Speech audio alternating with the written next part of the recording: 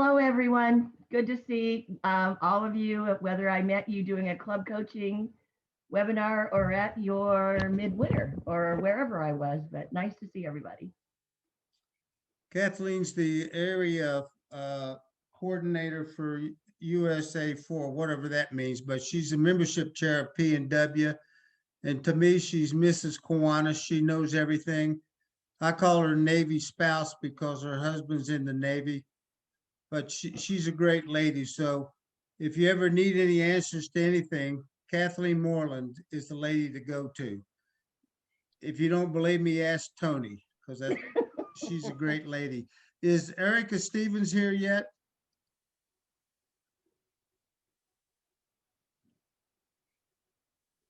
Okay, I guess she's not. I gave her the night off, I think, because it's her birthday. We're fortunate tonight. We have two past governors who are going to talk about membership. Jackie Sue McFarland. I don't think she was trained by Kathleen, so she ought to be super duper paratrooper. And she's in P&W. I think she's a 2015, 2016, or 2014, 2015 governor of P&W.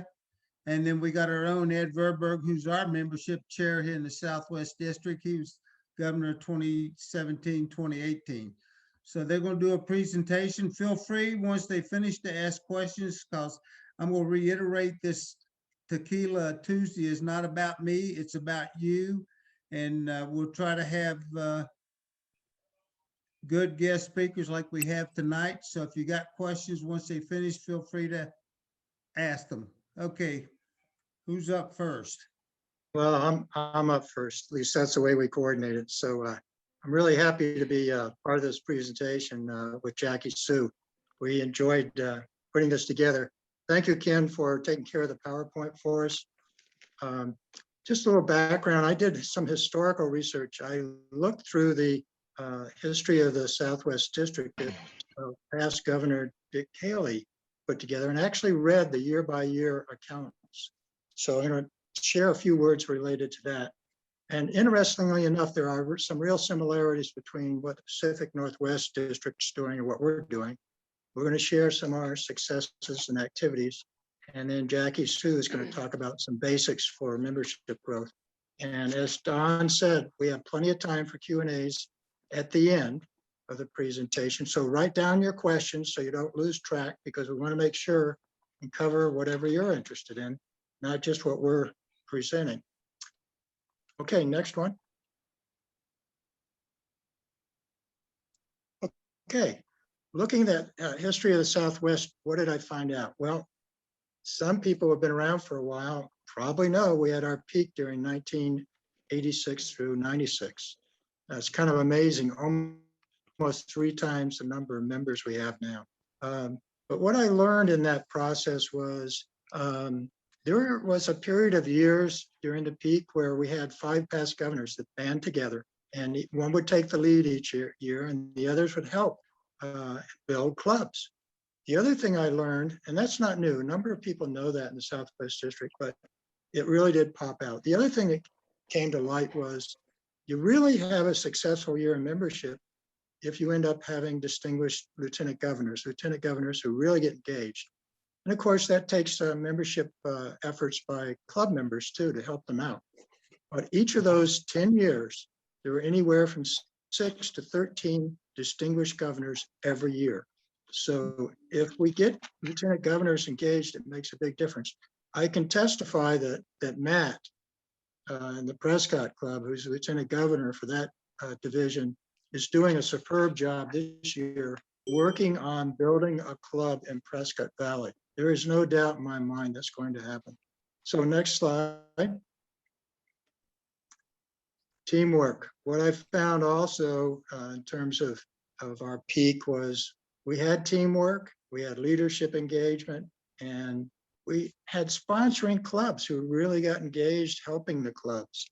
Now, how does that sort of mirror what we're doing now? Actually, what we're doing mimics a little bit of what I found in the history. One is we now have 4 regional teams. We have past governors involved. We have past lieutenant governors involved, current lieutenant governors, and of course, we're doing training for coaches. So we're really doing a lot of things that mirror what was successful in the past. And it takes a while to create that foundation, but tell you what, with 34 people on our 4 different teams, we're making progress. Okay, next. So as I mentioned, we're building the teams, and the teams are rising to the occasion in terms of volunteering their time, whether it's Google research or being out there conducting meetings with prospective members or what have you. Another thing we're doing that I think was largely successful then is holding monthly membership chair meetings. We're alternating them between co-hosting with a division and then the one that we'll take on with a leadership role. As I mentioned, training and the Pacific, I see we got a little typo here, but that's all right. Pacific Northwest has opened 2 clubs already, and we're on the edge of opening 2 clubs, Prescott Valley and Benson. A lot of activity going around that. Our next monthly membership chairs meeting is the 28th of this month. I have a number of guest speakers that are going to highlight some things that I think will be interesting to everybody. And you'll know them, but some you may know less than others, but I think they're going to present a great program for you. So with that, I'm going to turn it over to Jackie Sue. All right. Well, thank you, Ed. I am very happy to be here tonight, and I hope that you glean at least a couple of things from the presentation. And as always, if there's more that you want to know about or something intrigues you, just holler. Sometimes we need to just get back to the basics. There's no magic jelly bean of how to solve our membership retention issues. So sometimes we just need to get back to the basics, kind of start at the beginning and grow from there. So what I'm going to talk about tonight is member satisfaction. Is your club member ready? Stranger's question. So think about your elevator speech. Do you have one? Welcoming new members, and then I'll end it with tips and tactics and an emphasis on marketing. So next. How many folks have used the membership satisfaction survey, one of our ACE tools that Kiwanis International's provided to us? Good. You should have your club go through the exercise at least every couple of years, or when you have a definite change in your membership, either membership growth or a loss in members. To me, the member satisfaction survey is a way of keeping your a pulse on your club. How strong is it? Is it a weak pulse? Is it a strong pulse? It's a way of making sure that your members have a say in what your club does. They give feedback, and you can identify opportunities for your clubs to work on to make improvements. What we've done here in the Pacific Northwest is we have purchased a subscription to Survey Legend.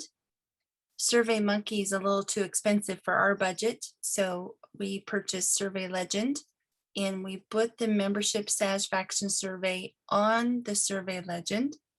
And any club that wants to have the survey rolled out to their members virtually, I just develop the survey, give them the link, keep it open for a couple weeks, have their members will take the survey, I'll gather all the data, try to identify some opportunities, and then give them back a report.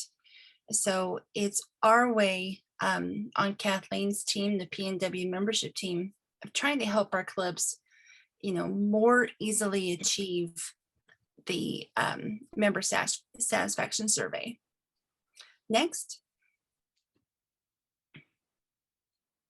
So after the survey is taken, it is so important that you do identify 2 or 3 opportunities and then act on them. One of the worst things that happens is folks will roll out a survey, they'll get the results back, and they don't do anything.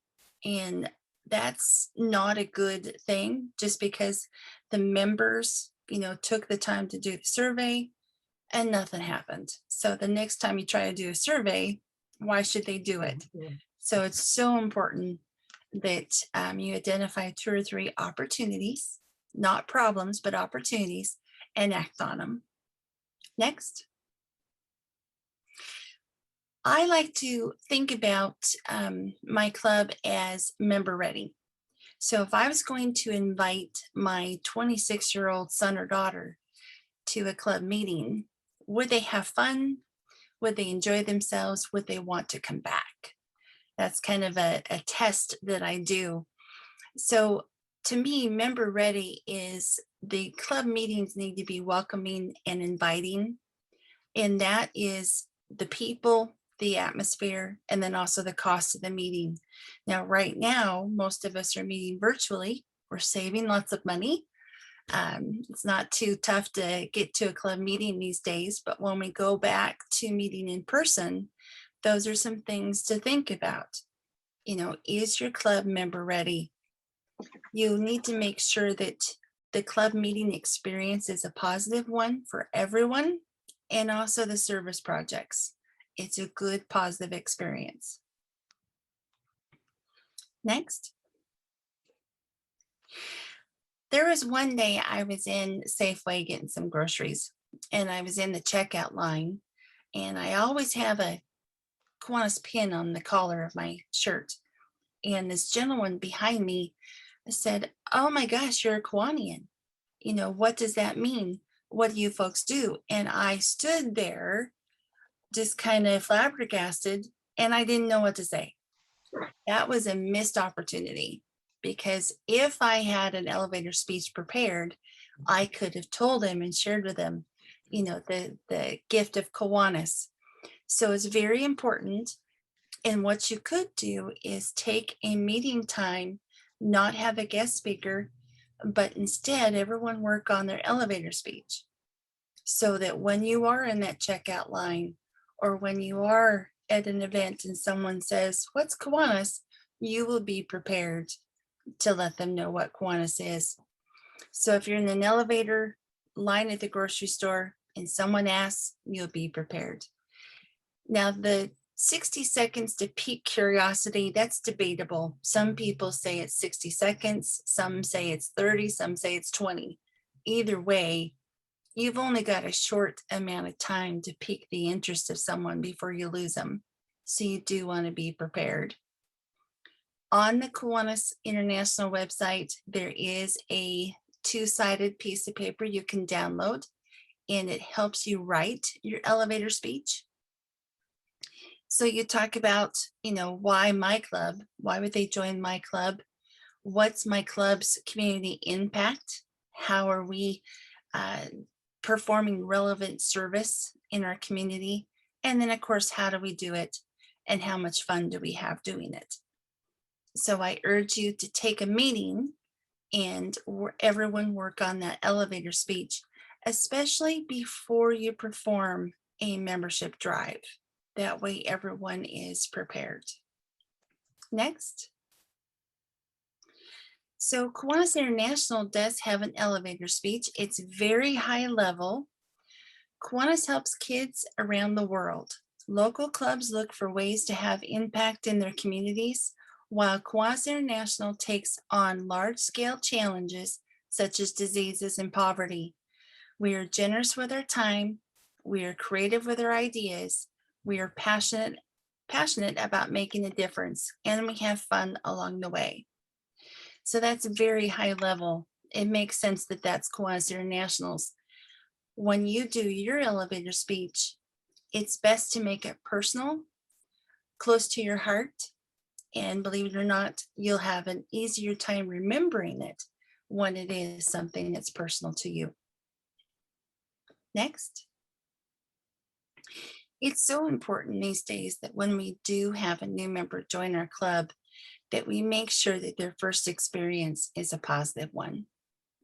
So when a new member does join and you have your member induction ceremony, make it special. One thing that I did when I was president of my club is I had the 6 objects of Kiwanis written on 3x5 cards. And I would pass them out to various people as they came into the meeting. And then just before the induction ceremony, I would call upon them to read the objects of Kiwanis. I think it's important that we remind ourselves what the objects are. It also shares them with the new member. You call up the new member, have them talk about themselves. It's also important to highlight the person that recruited that new member into the club. They shared the gift of Kiwanis with someone, so make them feel special. And then after the new member has been inducted, make it fun to make sure that they are engaged in the club. Some ideas that I've picked up traveling around our district is there's a couple of clubs that either have a book or an apron, a Kiwanis apron, and members are encouraged to go up to the new member, introduce themselves, and then sign either their book or the apron. After a set period of time, then the treasurer, the secretary takes the book or the apron, and they find out everyone that didn't sign it, and the people that didn't sign it get fined. So it's a money fundraiser too. But have the new member greet, for 2 or 3 meetings. Make sure they attend a board meeting, and of course, make sure they attend a service project. One thing you could do is give them a very ugly badge. So when they first join the club, give them an ugly badge that they want to, earn the badge that everybody else has.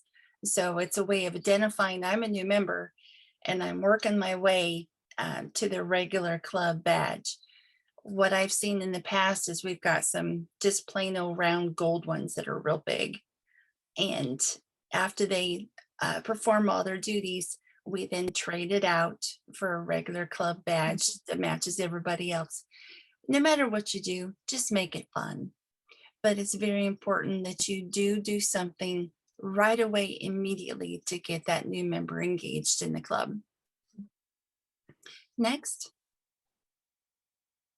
All right, so this is the part that I like, tips and tactics. I hope you do. Grab a couple of these, get excited about it.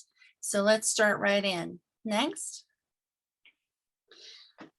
You should always have a new member application on hand, whether it's in the written format, which is available at the Kiwanis store for free, or saved on your smartphone to where you can just email it to someone. But always, if you've got someone that is interested in joining, send me an application. Do it right away. Because if you give them too much time to think about it, they may find a reason not to join. So strike while the iron is hot and always have that new member application on hand. Next. How many folks have done a roster analysis?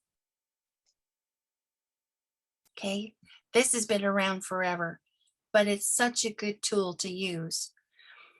What I found is when you say, okay, we're going to have a membership drive, who can we invite? Well, you usually get a bunch of blank stares. Who can we invite? Who could we invite? But if you do a roster analysis and you take a look at all the occupations or the type of industries that are missing from your club, then you're able to kind of narrow it down, and it's easier to put together a prospect list of who you could approach to be a Kiwanian. So who isn't represented within your club, who's missing? And there's nothing wrong with if you've got 5 or 6 banks in town, but only 2 of them are members. There's nothing wrong with walking into the bank that isn't a member and saying, we'd like you to join our club. We noticed that US Bank they're a member, but you're not. Do a little bit of indirect name dropping. It doesn't hurt. It sometimes can help. So if you haven't done a membership roster analysis lately, please do so. The document is on the Kiwanis website. If you can't find it, just holler. Next. I get excited about this one. An agenda doesn't have to be just an agenda. You can turn the agenda into a marketing tool. You can also turn it into a reminder of what your club is doing. Now, if you take a look at this, I know it's small print, but if you take a look at it, on the left-hand side are all of the officers and the directors.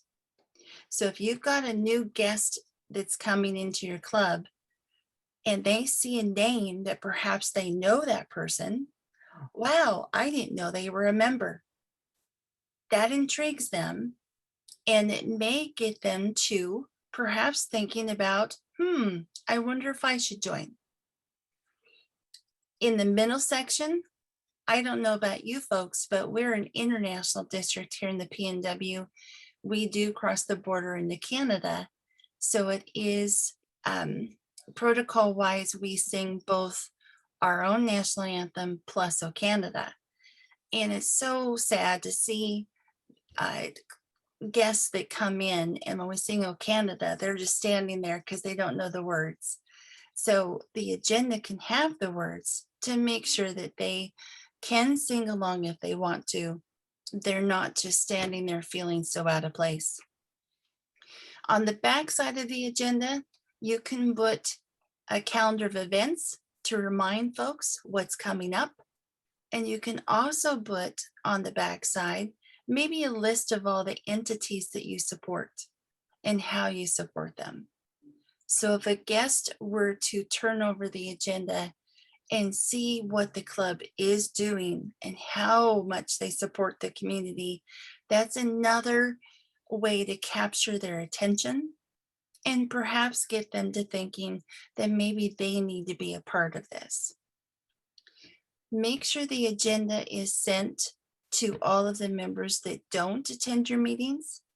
Perhaps it's something that you send out before a club meeting. If not, send it out afterwards as a reminder of what's coming up. And then don't forget to send it to all of your past guests as a little bit more of a outreach to make sure that they are in the know of what your club is doing.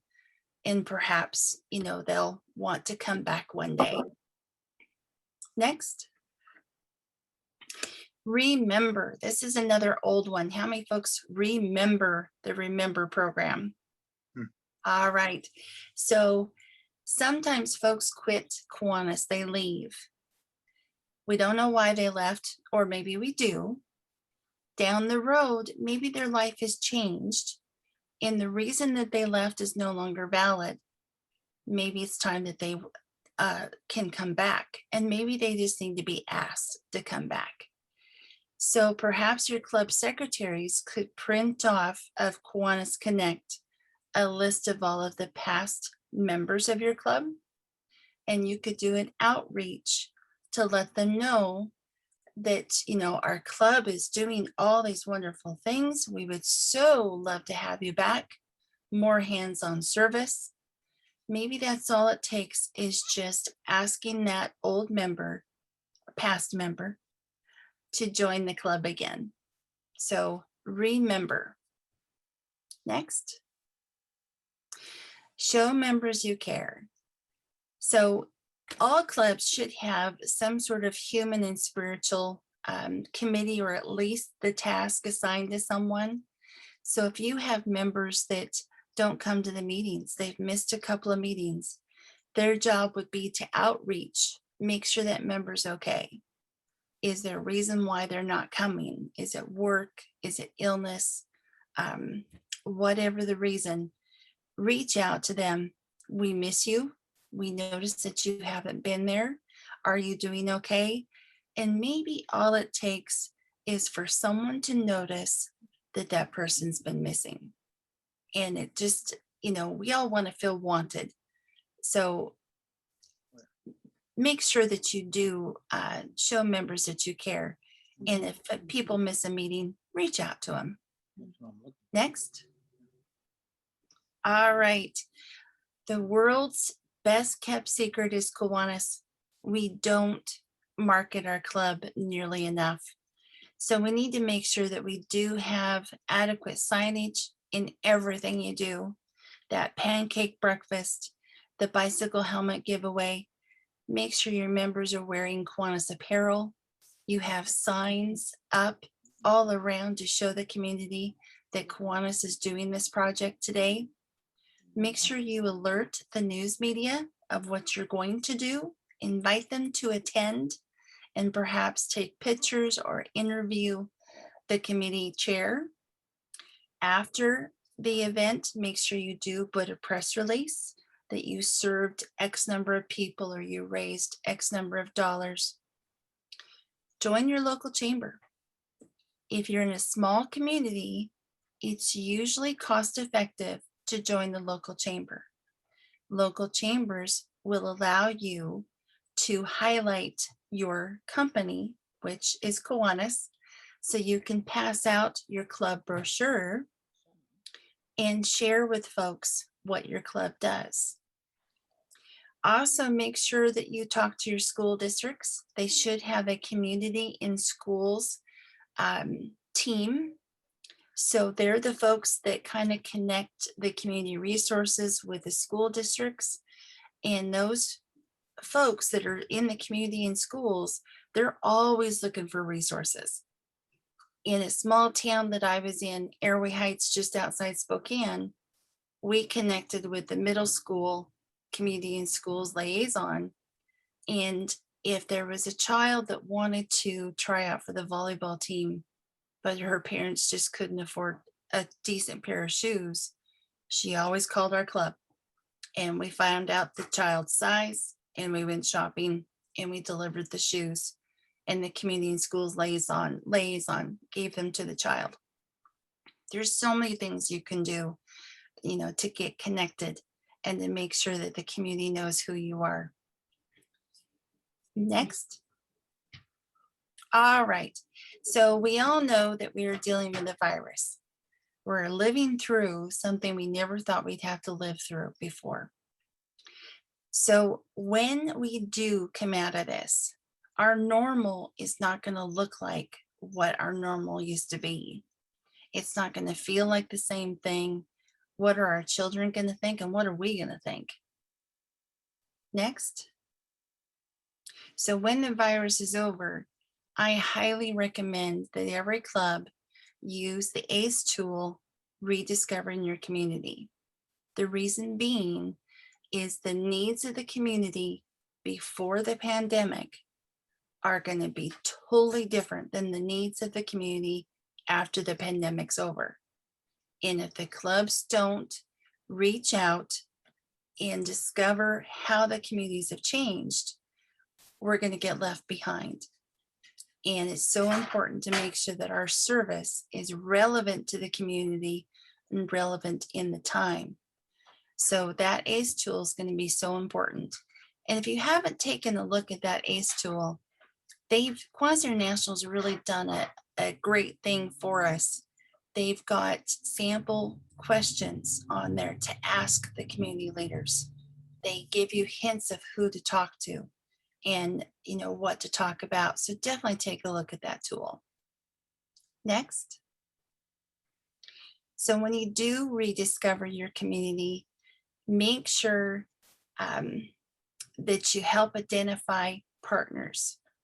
Kiwanis can't do it alone.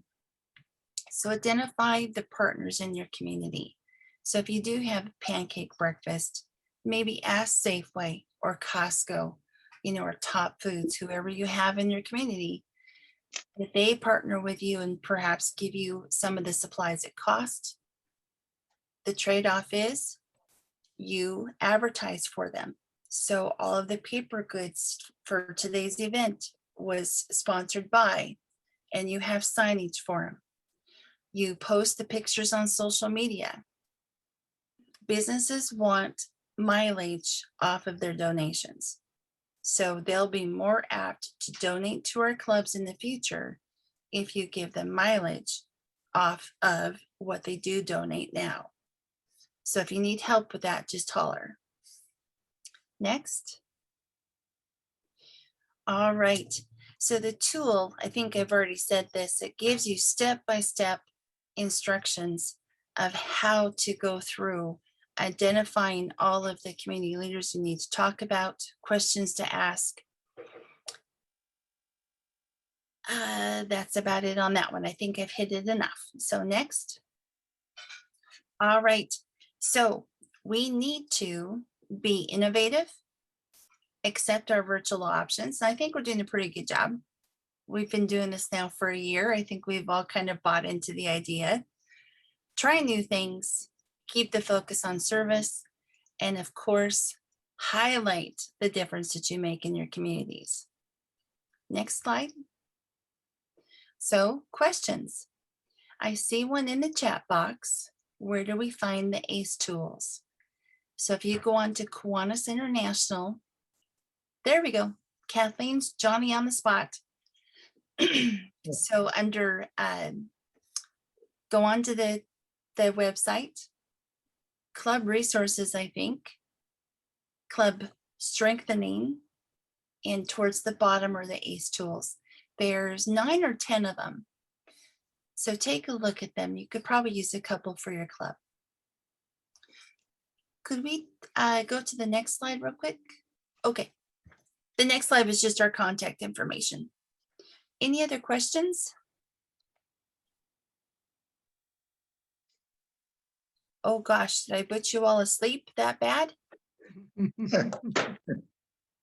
I'm sure they have a list of questions that just hold them back. So if you do want some help, or if I gave you an idea that you want to know more about, definitely reach out to me.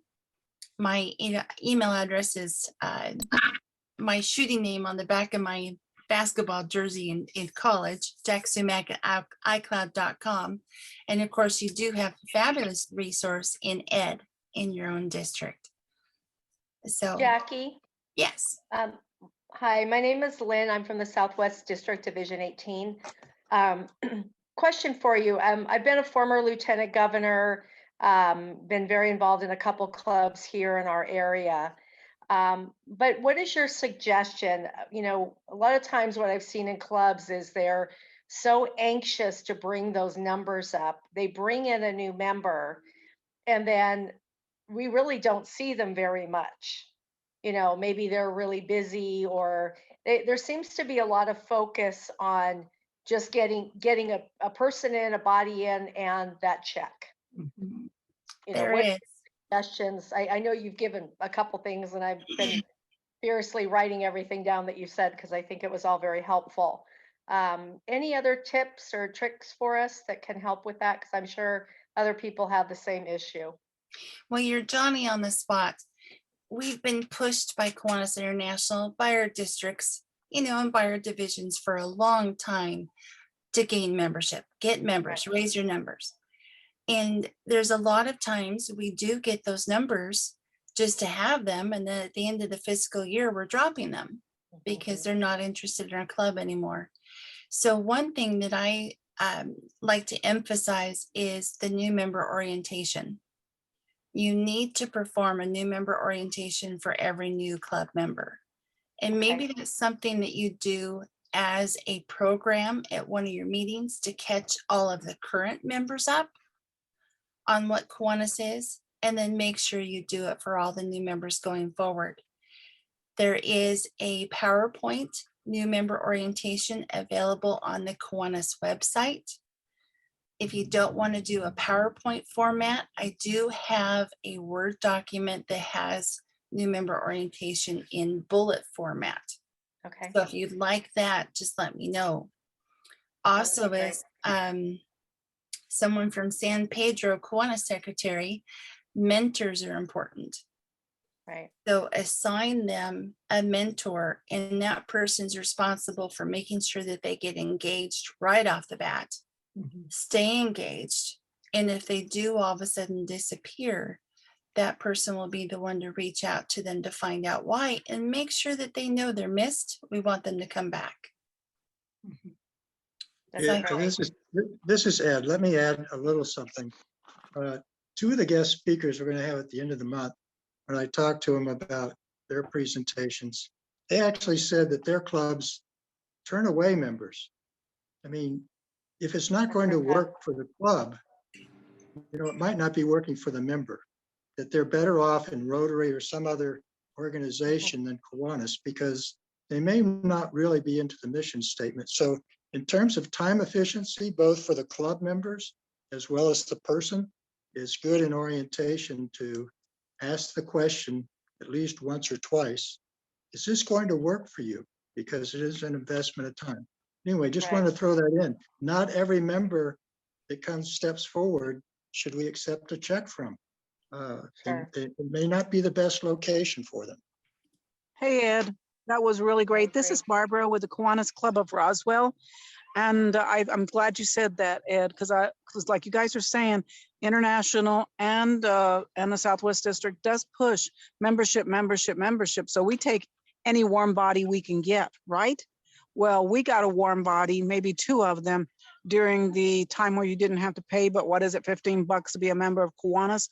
I'm yet to see anybody or hear from anybody, nor text, nor email, nor phone call or anything. So a warm body isn't what we want. I make sure that we tell them up front that we're a working club. And I think that orientation is paramount, not just for people that want to join your club, but also for people that are thinking they. Oops. Barbara, we lost you. I have a question about satellite members. We will be inducting 7 new satellite members on Saturday. They are in a geographic area that our club typically has not worked. And they are excited about starting key clubs and doing other things in their community. I'm concerned that they will somehow avoid being really feeling a sense of belonging to our club. And so I'm looking for ideas. I mean, they're on our email, they get everything distributed to them, but they probably won't very often come to a quote regular club meeting, but will have their own sort of large committee meeting to plan their events and service in their area. And so I'm interested in any ways that we can work the assimilation process as effectively as possible. Ed, do you have a response? I do. Frankly, you hit the nose right on the head. I mean, or the nail on the head. Either way you look at it. I think the simple thing is, because we've had a number of satellite clubs over the years, and what I've found is if you will, the home club isn't engaging as much. So if you can participate, have 1 or 2 people, almost like coaching, have 1 or 2 people from your club who are interested, participate in their meetings, whether it's Zoom or when they start being in-person meetings, it will make all the difference in the world because you'll be able to help them along their way to sponsor a key club. Because after all, that expertise is with your club. So that's one thought to offer, is get 1 or 2 people engaged with them on a regular basis. How about you, Jackie Sue? I don't, but I'd like to call upon our expert who's in attendance tonight, Kathleen. Yeah. Ed, you hit it on the head. So in a club satellite, and they're called club satellites, by the way. And there are people that take umbrage at satellite clubs. They're club satellites. Members of Andy? our club, yeah. Yeah. And here's the deal. Ed was spot on.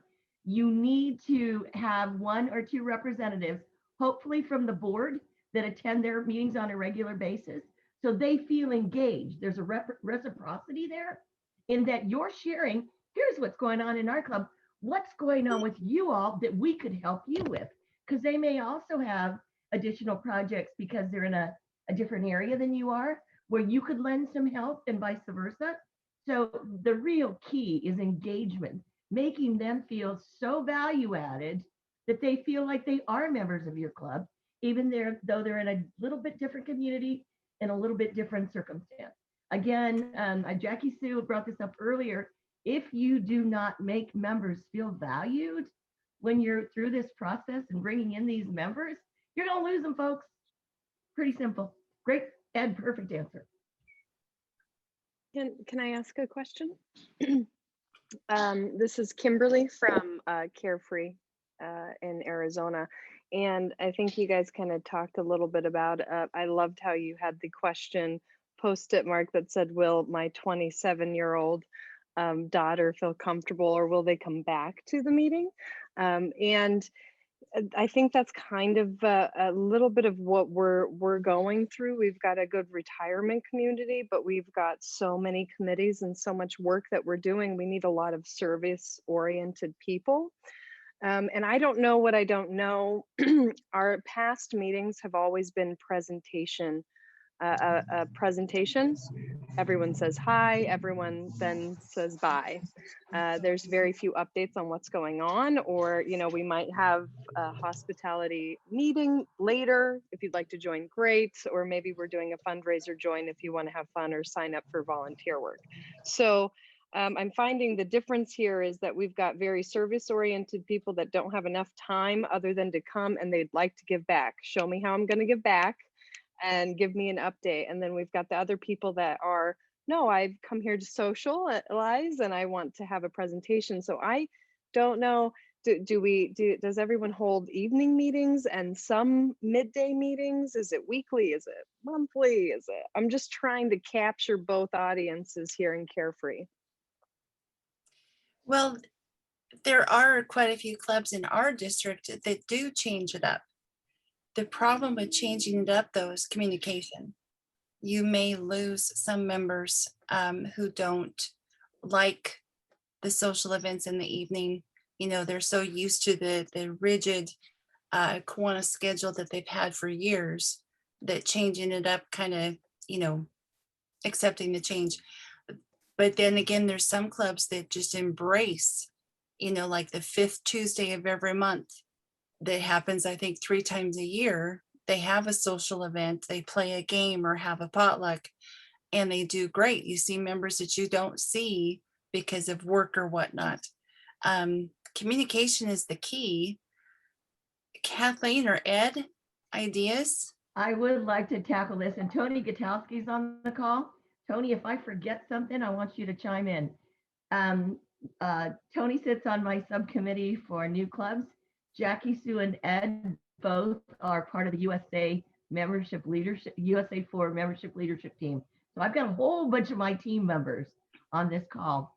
Tony and I were on a call today. We are working with renowned consultant on multi-generational leadership, Dylan Kalkers from the Florida district, on multi-generational clubs.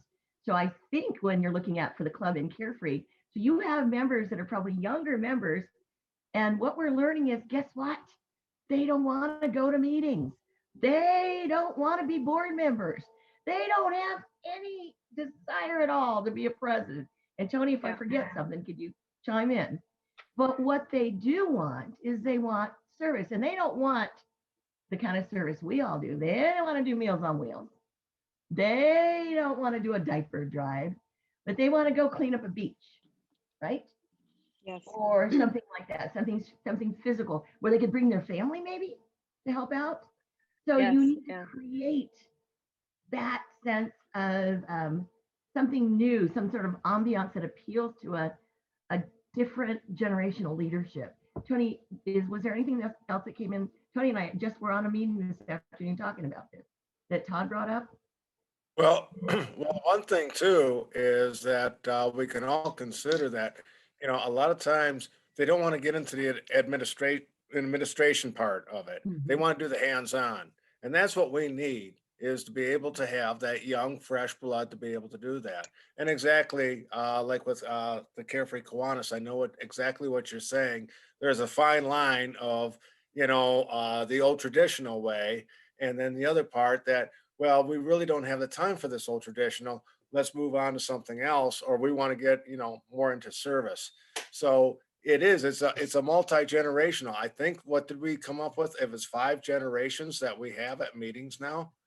Right, and we actually have a graph we can share with you. Tony has it, and Tony, I'll resend it to you so you don't have to look for it. But that Dylan Kalkers published on that. Hi, Nilda had a question, it looks like. Yeah, I just wanted to mention something. There's who says that every member of every club has to participate in every project. We keep that in mind. It's okay if we only have part of the group that likes to do the activities hands-on, like you mentioned, clean up at the beach, because that's what appeals to them. They're doing service. They're being a Kiwanian. And then the other members that would rather have the traditional projects that we all may do, and those will participate. And they are Kiwanians. And so again, who says we all have to do everything and participate in every project? What a wonderful idea that we have members that are so different and that like different things. That just makes our Kiwanis clubs so rich by knowing that we're not No, all. and yes, we have many members, and all of them are doing their part in it. It's not that we want everyone to do everything. It's where is the fine line so that we get to honor and respect these amazing people that built Carefree, Kiwanis Carefree to what it is today. So I'd like to honor that and really be able to respect that and continue some of those traditions. But have a good amount of time to bring in that younger generation and keep them engaged. And that was where my more like how that it's a fine line. I know every large kind of club out there in the world is going through this. So I was hoping you guys would have suggestions. So it sounds like you guys have a graph chart of the generation changes and differences. And maybe I can get your emails and see what other clubs might be doing to have that fine line, right? Because right now we're only serving the needs of the Kiwanians that have been here for a good amount of time, and we're losing the engagement level of these individuals that are working and younger. We can't hear back from them after we don't bring them in to show them some sort of service-oriented immediate action. Liz, before we hear your question, I want to take on one comment to the Carefree. During the new member orientation that I perform, usually during that meeting, before we walk out of the room, we have the new member choose which committee they want to be on. So we have them put themselves on a committee right away. And then we talk to them about, what project do you want to see us do? Or do you have a passion in the community? So we try to draw that out of them immediately so that we can start building on that. You can usually tell if you're overloading someone, but sometimes you just need to make sure that they have a home and they have an avenue of being able to suggest something. So, I like Liz? that idea. Thank you. Hi, I'm Liz Duncan, and I'm from I would add one thing, and I think if you have young people and they only want to do service, if you really want to pull them in with a magnet, you invite CKI and your Key Club to come to that service event and really show them the engagement and support across more than one boundary. I think that makes a huge difference having, frankly, you bring in a lot of members that way, and I think you keep a lot of members that way by having your youth directly involved in your service project if you possibly can. Just a thought. Definitely. Okay, Liz. That's fine. First of all, I want to thank Doug Danapace and BK and Ellie for all their assistance this year and getting us going on our new satellite group, you said, right? Anyway, here in Levine. I live in Levine. I'm in Kiwanis Club of Phoenix. So I'm kind of merging my things together with people in my area. Most of the members, they're still working, and they're 40 to 60 around there. So one of the things that we've talked about once we get started is that we want to have everybody be part of the big club, but also doing projects that they can do, because some of them need to do everything on Saturdays or the weekend or evenings because they're working. So one of our meetings out of two is going to have a service project be part of it. I belong to a women's club that's International Women's Club. And so one of our meetings, we have speakers, and the other meeting, we have a short speaker session, but then we actually do a project together, something that we can do as a group. And it's a good way to socially get to know each other. And they want to come because they're actually going to be doing some hands-on service thing, whether it's making dolls for Operation Smile or whatever it is, spending some time just working together in a group. And I think that's a good way to keep people involved as long as they're doing things and they're doing it together, getting to know each other too, rather than just sitting at strictly at a speaker or just at a meeting. So I just want to throw that out there, but BK and Doug have been awesome with this. And so Saturday is our induction of our first 7, and they're all women. And I know all of them, and they're all professionals and really interested in getting in the Kiwanis world and giving back to the community. So thank you. Very cool. Thanks for sharing that. So we have Chung Kai. I hope I said that right. 10 out of 24 members from DSYP are former SLP members. Good job. It's really hard to get those SLPs to make that next step into Kiwanis. And then, okay. Any other questions? Richard.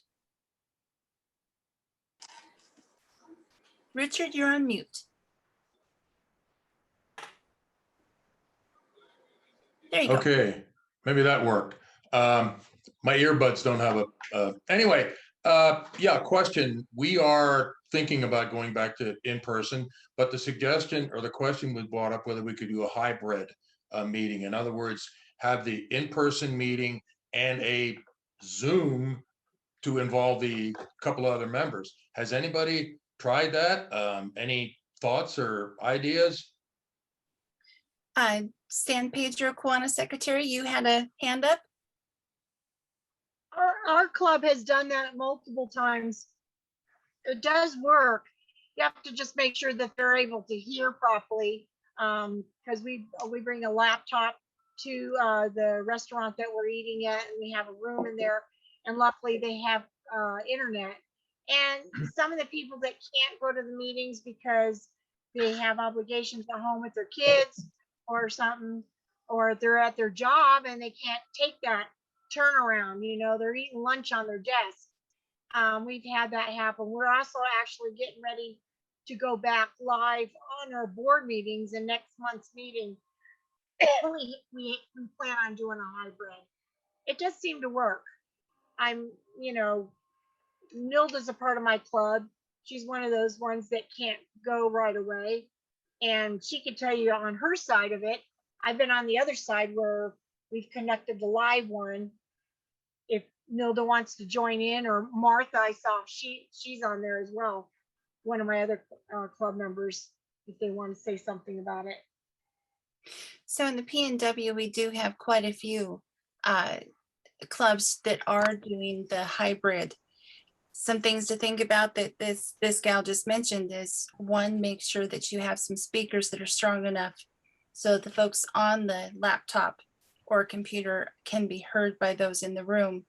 The other thing too is make sure that you stand in a place that is all encompassing, so you don't have your backside to the laptop. Sorry, I didn't know how else to say that.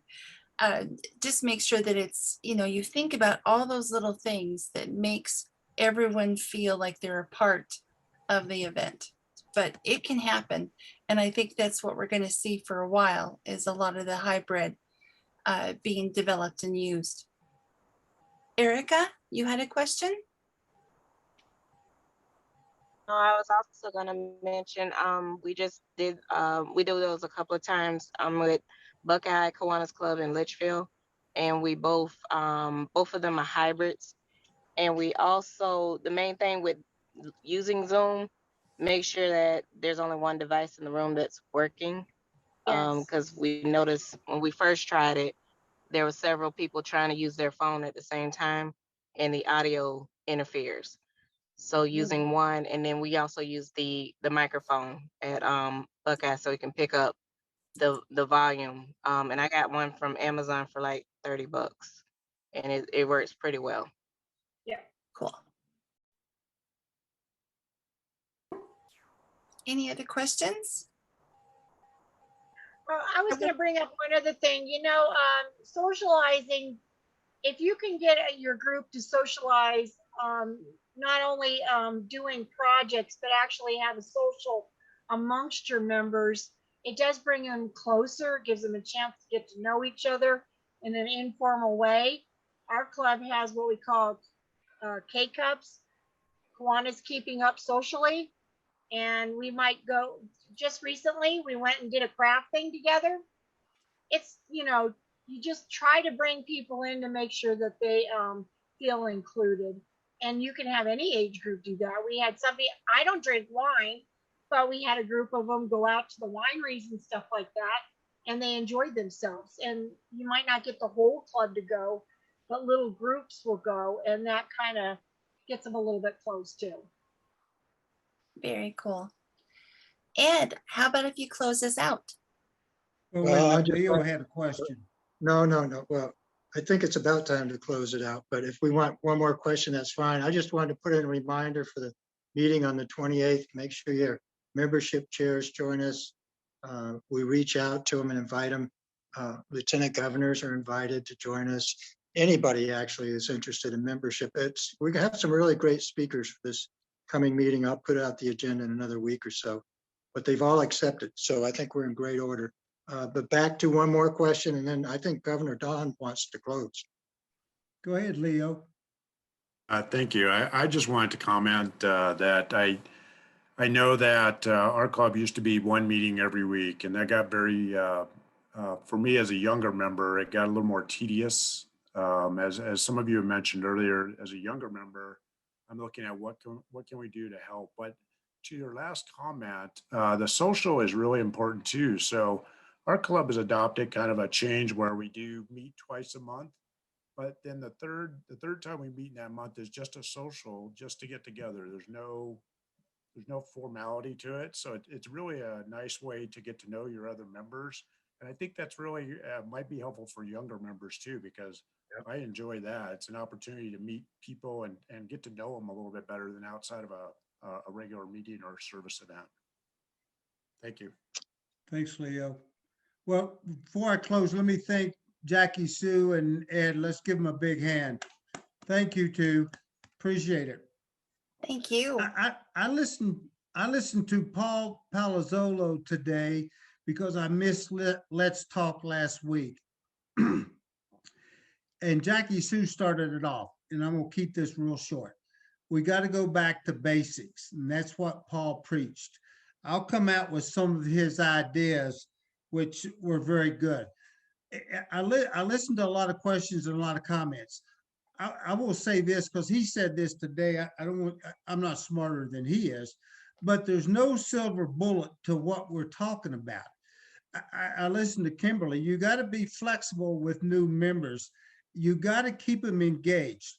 I think with the young group, and Kimberly mentioned it, they don't want to do the Pledge of Allegiance. They don't want to do certain things. That's fine. Find something they want to do and let them do it. Don't turn them off just because you got a bunch of old folks like me in the club. But see, I work with young kids all the time, so I'm young too. I see Betsy looking at me. She says, "You liar, you're not young." But anyway, the key word is engagement and be flexible. Again, thank Jackie, Sue, and Ed. A great presentation. I really enjoyed it. I even took a lot of notes. And I wish one last thing. May is membership month. So put on your thinking hats, what you're going to do, and I'll give you some ideas later on. Okay. Thanks, everybody. Appreciate you attending. Everyone have a good evening. Do something Good night. Thanks. Bye-bye, everybody. Thanks, everyone. Thanks for inviting me, Dawn. I won't do that again. No, I'm just kidding.